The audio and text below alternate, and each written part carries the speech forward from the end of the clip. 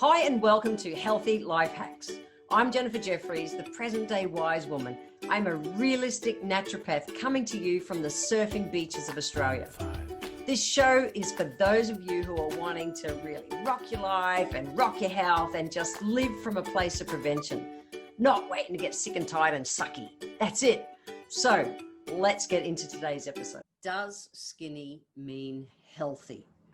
This is big, guys. This is really, really big. In my work as a naturopath, I have worked so much with what I call skinny stress heads over the years. And that's what I want to talk about today. What I know is that just body weight is not the best measure or indicator for how healthy a person is. The same as BMI, your body mass index, which is where you get your weight and you divide it by the square of your height and you come up with a number, hopefully with 25 or less, is not the best measure for how healthy you are on the inside. And so this is what I want to talk about. It's really big. Why is that the case? Nowadays we have a term called skinny fat, and I've used this for 30 odd years, and I'll explain even when I first learned about it. It's a phrase that describes people who they appear to be a normal weight. In Aussie clothing kind of sizes, they'll be like maybe an 8 to a 10, something like that. And they appear to be trim. They don't appear to be, carrying kind of subcutaneous fat, but they can have a really high percentage of body fat and a low amount of lean muscle mass. The first place I ever came across this was back more than 30 years ago when I burned out. I actually went to a health retreat, which was the only health retreat in Australia in those days, called Camp Eden. And I still remember the day that I went there, they did all your measurements and did a health assessment of you and everything so they could work out what to do with you. I remember this lovely Asian lady who was, maybe in her 40s or 50s, a bit hard to work out ages in those days. It's a long time ago. And I still remember she came out of having her numbers done totally shocked, like really, really shocked, because they said, your body's obese. But she was tiny. In Aussie clothing terms, she would have been maybe a size 6. She was tiny. She had really low lean body mass, and she had really high visceral fat. Visceral fat is it's what I call the heart attack fat. It's the kind of fat that sits internally in your abdominal cavity, and it ends up strangling your organs, which is why I call it the heart attack fat. It sits kind of all around your liver and your stomach and intestines, but it also builds up in your arteries, guys. Now, what causes it? Well, fat is still fat. However, this one's a bit different. Some of the foods that contribute to high visceral fat are things like, crappy carbs and a crappy carb-loaded diet. Inflammation. So inflammatory foods, everything that's a long way away from nature. And I've been talking through all this series about foods that are close to nature because they're less inflammatory. But the thing is, guys, you can eat a raw, vegan, organic, paleo, keto, whoop-de-doopy diet, and still, it doesn't matter how clean it is, stress can override it and your body can still have excess visceral fat. We know that a crappy diet builds fat. We just know it does. And I've talked in this program about how crappy stress also adds to more fat in the body. But this is also the same case with a skinny person or a trim person, whatever you want to call it. You can be a trim or skinny person and still have a little belly and have your body not working for you the way it can. And it can be under huge stress. So I wanted to talk about that today. So let's talk about first, if you are that, what I call a skinny stress head, if you're really trim and stress is impacting you in that stay trim, high visceral fat way. So we know that we need to have a diet that's really close to nature, whole grains, fresh fruits and vegetables, lean protein. Protein, about 1.5 grams to 2 grams per kilo of body weight. We know we want to be able to keep away from all the shitty added sugars and alcohols because these totally go straight to being visceral fat. That's it. And if you haven't listened to it yet, go back and check out episode 16 where I talk about sugar cravings be gone. I talk about everything about sugars and how to bring them back into balance. The reality is, guys, though, it's not just diet. It really isn't. Stress plays the hugest part, which is why I bang on about it all the time. You really can have the cleanest diet on the planet and it means shit. It really does. If stress has got our body in alarm mode, and you can look all calm on the outside and still be going flat out on the inside. And that's the way that so many skinny stress heads are. It just is. When we can't see what's happening on the inside, bottom line, we need to sleep more or sleep better and stress less. That's what we're aiming to do. So if you haven't listened to episode 1 of my podcast yet, go back and listen to episode 1, because I talk all about sleep and stress and burnout. So I'm not going to rehash that today. Go back and listen to episode 1. I promise it's important. And then if you haven't listened to my one on how stress shortens our life and ways that you can bring that back into balance, go to episode 10, because I really lay it all out there. So what happens when some people stress out? Remember, I talked about in episode 18. Yes, I've already talked about lots of things, but I really, they're important, and this just helps tie them together. So in episode 18, I talked all about enzymes, and I talked about how when we stress out, it's like the fire gets put out in our belly, the cortisol goes out of balance, and it puts the fire out in our belly, and foods end up stewing or broiling instead of actually digesting. And when that happens, well, then that's feeding the problem as well. So what we want to do is we've got to, as a naturopath, we always just keep going what's happening behind it. So you're eating clean, you're exercising, you're eating right to be able to have the enzymes right, and go to that episode and you'll hear about the foods that are great for enzymes. But we still have to look at the stress.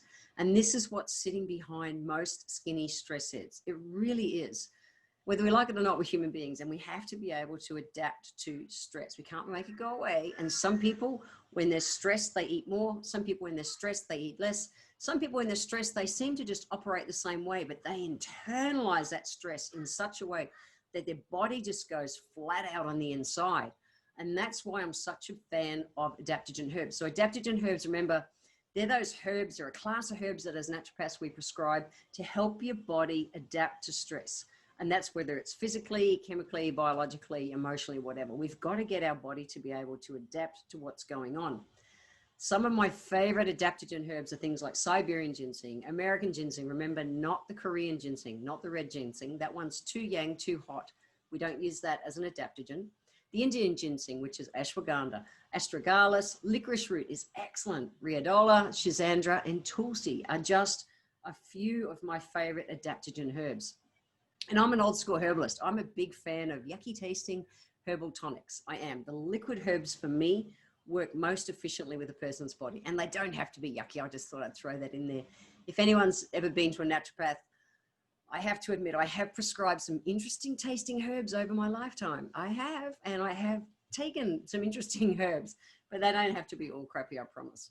So think about, you know, it's not just the eating part, especially if you're skinny, because some people, you know, some skinny stress heads I've had in as clients over the years, they can sit down to a bag of potato chips a day or a block of chocolate and all that kind of stuff and not put on weight, but their body is going flat out on the inside, and they can look trimmer than someone who, you know, they might in Aussie clothing sizes, because ours are different to North American. Our numbers sound bigger, but it's just a different system. But our, you know, they might be what we call a size 8, and their body can still have a higher fat percentage than someone who's a size 14. That's huge. So that's why just BMI and things, they're not the real measures. We need to know what's happening on the inside and what that visceral fat percentage is. So think about bringing some adaptogen herbs in so that we can help your body look at that side as well. It's not just nutrition. But then in the aromatherapy world, I am an aromatherapist as well. And there is one of the most boring little old oils that is so good for helping with cortisol. Cortisol is the stress hormone that's produced in your adrenal glands. And that's where we're working on the adaptogen herbs to help get your adrenal glands back into balance. There was a study in 2019 in Korea.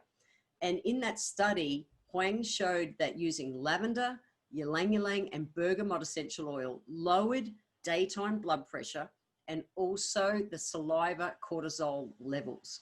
So if someone is wanting to check cortisol levels, the way we normally check cortisol levels in clinic is we get a person they do a saliva sample 5 times during the day. So you spit into it a little tube, a test tube, and we check it, because what's meant to happen is we wake in the morning, cortisol's 100%, and it's meant to be 10% of that when we end our day. The problem is every time we have a little stress, a little stress, a little stress, a little stress, it comes up, it spikes, it spikes.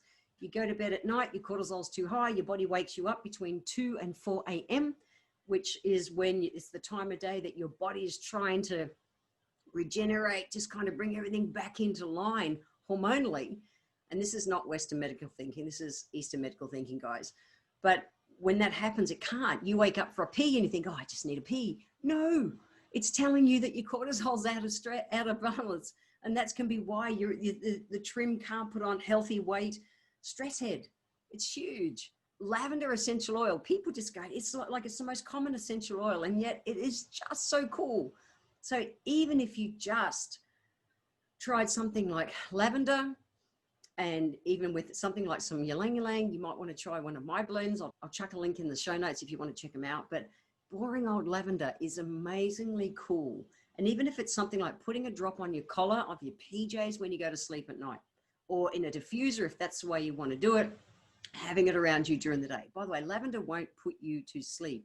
It simply calms your nervous system. If you can take that edge off, your body's going to deal with stress differently, and that will impact your cortisol levels. It will impact that visceral fat. So really think about playing with some aromatherapy. So really think about trying. So I promise it's worth thinking about bringing some basic aromatherapy into your life. It really works. Today, I want to leave you with 4 healthy life hacks. The first one is bring some adaptogen herbs into your life, and really seriously think about liquid herbs, not just teas. Teas are great, not just dried herbs, which are in capsule form or something. Really give your body a kick up the bum. And I'm such a big fan of people taking adaptogen herbs right at bedtime. So adaptogen herbs adapt to what you're doing. Take them in the morning. They give you more energy.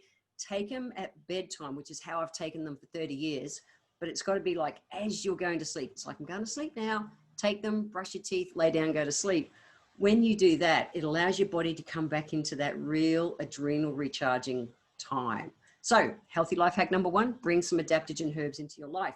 Healthy life hack number 2 is try some essential oils. Even if it's boring old lavender, to try it when you're sleeping at night. That's it. Put a drop on your shirt, in your pajama top, or on the sheets in front of your nose, whatever. On the corner of your pillow. Just breathe it through the night, and let's get that cortisol. Do everything we can to get that cortisol back in balance. The next one is, please make sleep a priority. Go back to episode 1 and listen to it. It is so important, especially for what I call the skinny stress heads. And then the last one is to eat close to nature. Remember that the closer we are to nature, the more our body's going to deal with life. But we still have to look at emotions and how our body's dealing with stress. So always loop right back around to the adaptogen herbs.